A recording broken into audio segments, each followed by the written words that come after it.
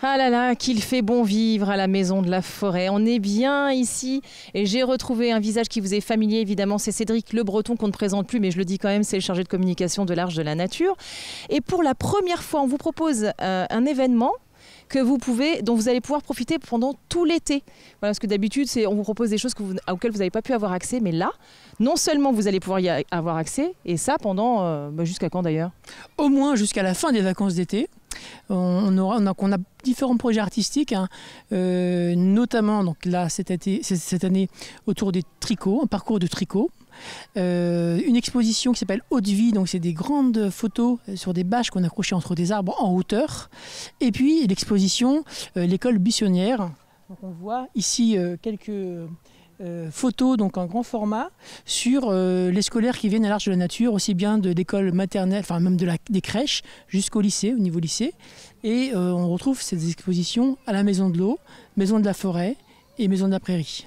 Donc ça c'est fabuleux parce que du coup ce sont des parcours ludiques. Donc cette histoire de tricot m'interpelle. Il va falloir que tu m'en dises un petit peu plus. Donc là en l'occurrence on baigne vraiment dans un projet artistique global.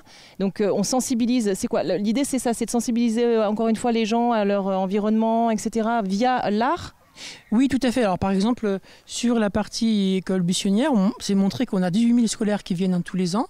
Voilà, souvent, nous, on connaît l'Arche de la Nature à travers les grandes manifestations, les fêtes ou d'autres manifestations importantes. Mais derrière ça, il y a tout un travail de fond pour éduquer les enfants à l'environnement.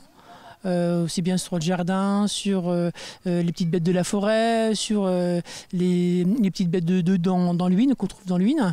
Et puis aussi le travail avec, par exemple, Rémi Lépinet, sur des grandes bâches, donc le photographe. Et puis, c'est lui qui a réalisé également ces photos-là? Non, là c'était réalisé par le photographe de la ville du Mans, Gilles Mousset. Donc un beau travail qui était assez long, hein, sur plusieurs mois. Et on voulait travailler aussi avec une association locale pour réaliser les tricots.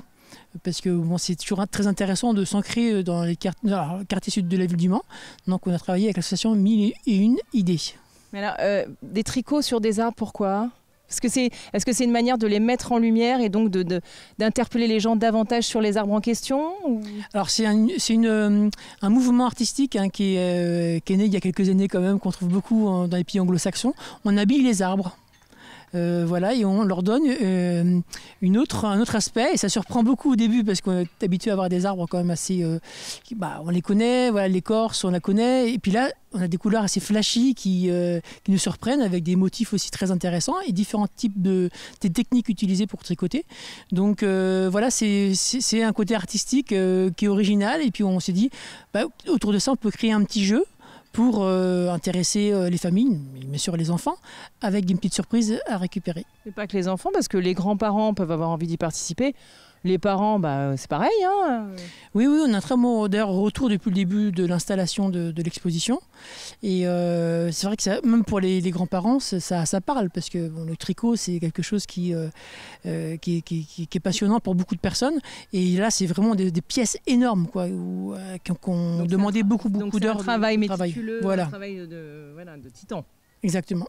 Oui, d'ailleurs, on va peut-être aller à la rencontre de la présidente de l'association qui, a priori, va nous parler de l'association un peu mieux que toi, normalement. Ah, beaucoup mieux que moi, puis elle maîtrise beaucoup mieux les techniques, et tout à fait, c'est quelqu'un de passionnant et de passionné, et qui fait beaucoup de choses d'ailleurs dans le domaine de la solidarité internationale. Donc oui, c'est une association qui mérite vraiment qu'on s'y intéresse. Bon, alors allons-y, moi je te suis. Eh bien, je viens donc de retrouver Sylvie Renoux, présidente de l'association 1001 idées. Bonjour Sylvie, ça va bien? Bonjour, oui, ça va très bien. Alors Sylvie, nous nous trouvons à la Maison de la Forêt, mais avant de parler du sujet qui nous intéresse aujourd'hui à cet endroit précis, on va quand même parler de l'association. Donc, depuis combien de temps elle existe et quelle est sa vocation? Alors l'association existe depuis 2019, juste en période de Covid. Donc l'association, son objectif, c'est souvent de tricoter dans l'humanitaire. On fait de la cuisine aussi, ça nous arrive de faire des repas à droite à gauche. Avec du tricot? Non, on fait beaucoup de choses. Il y a 1001 idées, donc il y a beaucoup de choses qu'on peut faire. On fait du tricot, on fait de la cuisine, on fait plein de choses.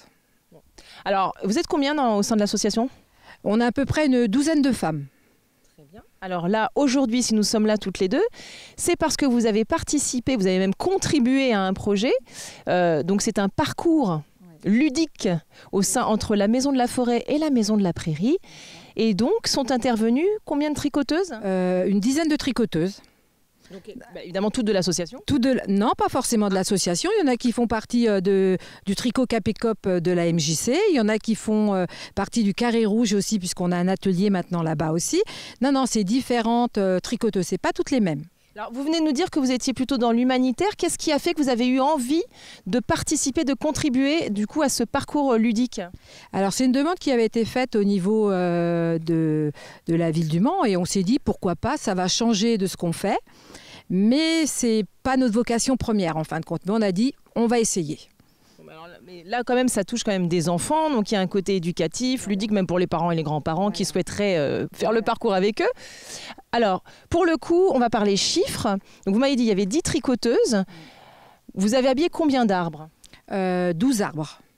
12 arbres. On a alors à peu près une centaine de pelotes qu'on a utilisées.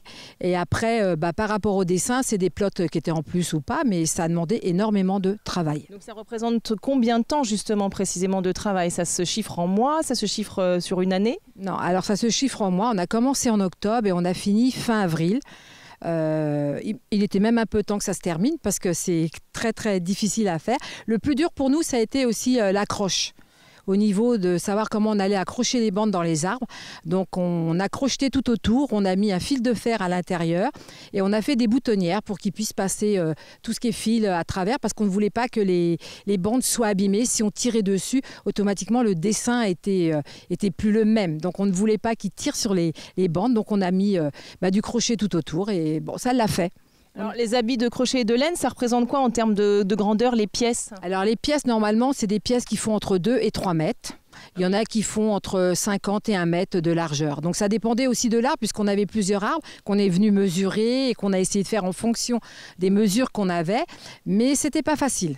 Donc ça a été tout un travail en amont. Ah oui, ça a été tout un travail en amont. On est venu 2 fois. On est venu une fois visiter. La deuxième fois, on est venu parce qu'il fallait prendre les mesures des arbres. La troisième fois, on est venu. Une autre fois aussi, on est venu pour être sûr du parcours.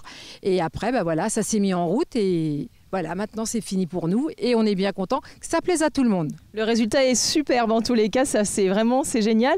Mais alors du coup, vous parliez donc de mois de travail et ça représentait combien d'heures par semaine à peu près? Alors, ça dépend puisque nous, on travaillait aussi sur le temps du tricot, mais on en faisait beaucoup à la maison parce que tout ce qui est motif, il a fallu aller les chercher sur Internet et puis les adapter aussi au niveau du patron du carré parce qu'on en avait des petits qu'il fallait agrandir, il fallait compter. Donc, ça a été quand même assez compliqué pour le faire. Mais dites donc, c'est mathématique votre affaire? Très mathématique parce qu'on a vu qu'il y avait des dessins qui étaient trop petits, donc il a fallu redéfaire, agrandir, compter les mailles. Et on a fait à chaque fois des points qui soient en relief de façon à ce qu'on les voit aussi. Et malheureusement, c'est que le jersey ou le point mousse, on ne les voit pas. Donc on est pareil, on a cherché à avoir des points en relief et ça s'est fait. Écoutez, en tout cas, le résultat fonctionne très très bien. Moi, je suis devant, je trouve ça très très très beau. Très content.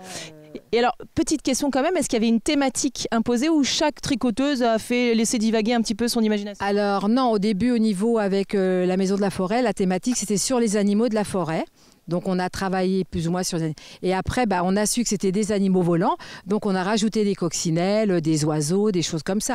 Mais au départ, c'est vrai que si on n'avait pas eu de thème, je pense qu'on aurait peut-être pas forcément fait des animaux, plus des formes géométriques. Mais là, c'est un mélange de tout, géométrie et animaux.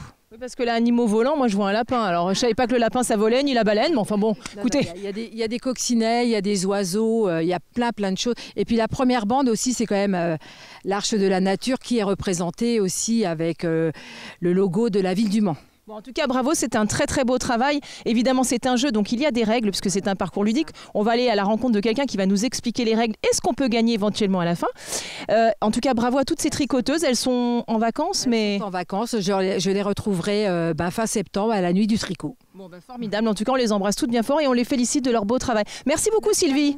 Alors, je vous l'ai dit avec Sylvie que j'allais retrouver une animatrice de la Maison de la Forêt qui allait nous expliquer les règles du jeu de Au fil des arbres. Bonjour Lydie, ça va? Oui, très bien, très bien. Et donc, c'est vrai que c'est un parcours qui est génial, qui est à destination plutôt des enfants et des familles, et qui part donc de la Maison de la Forêt jusqu'à la Maison de la Prairie. C'est vraiment, voilà, vous avez un peu une carte, un plan qui vous indique le chemin où sont disposés tous les tricots. Et donc c'est vraiment, voilà, les enfants viennent et ils doivent retrouver sur tous les tricots tous les animaux qui volent. Donc ça peut être des animaux qui ont 6 pattes, ça peut être des animaux qui ont plutôt des ailes. Et donc voilà, ils vont noter, ils vont répertorier l'ensemble des animaux qui volent. Ils doivent donner un papier à cet effet? Ils ont un papier, un crayon qui... Non, le plus souvent ils partent, tout le monde a un téléphone dans sa poche. Okay. Et donc le plus simple c'est qu'ils prennent des photos sur tout le long du parcours. Et donc, ils doivent vraiment repérer les animaux et les compter. Et une fois qu'ils ont fait ça, ils reviennent vers la Maison de la Forêt et on leur donne alors une surprise. Voilà. Alors justement, ça a commencé quand ? Alors vraiment, c'est pour l'été. C'est pour la période de juillet-août. Donc ça a commencé il y a 2 semaines, environ 3 semaines. 3 semaines. Je m'y perds un peu. C'est vraiment en début juillet. Et est-ce que vous vous souvenez le nombre de... Parce que moi, je sais la surprise, ce que c'est des choses qui se mangent. Est-ce que vous savez combien vous avez distribué de ces petites choses qui se mangent, qui sont très bonnes dans la bouche, sucrées? Oui, tout à fait. On a un tableur où on répertorie l'ensemble des petits sachets. Je l'ouvre juste devant vous pour savoir. Donc, on a déjà distribué 72 petits paquets, 72 surprises. Et donc, 72 enfants ont été gâtés. Récompensés. Donc, ils sont malins, ces enfants. Hein. Ils trouvent les choses... Ah oui. Et c'est un parcours qui se fait en combien de temps, ça ? Alors vraiment le temps de se rendre jusqu'à la prairie.